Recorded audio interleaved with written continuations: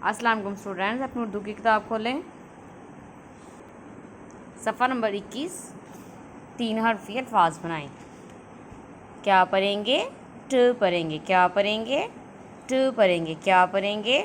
ट पढ़ेंगे। टे मिला के टाट। क्या पढ़ेंगे? ट पढ़ेंगे। टे मिला के टाट। तो पढ़ेंगे। क्या पढ़ेंगे? तो पढ़ेंगे। क्या पढ़ेंगे? तो पढ़ेंगे। मिलकर पढ़ेंगे। तो पढ़ेंगे। मिलकर पढ़ेंगे। तो पढ़ेंगे। आप पढ़ेंगे। तो पढ़ेंगे। कैसे पढ़ेंगे? तो पढ़ेंगे। क्या पढ़ेंगे? तो पढ़ेंगे। पे मिला के तोप। तो पढ़ेंगे।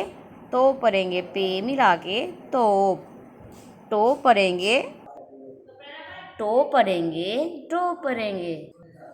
पे मिला के टोप।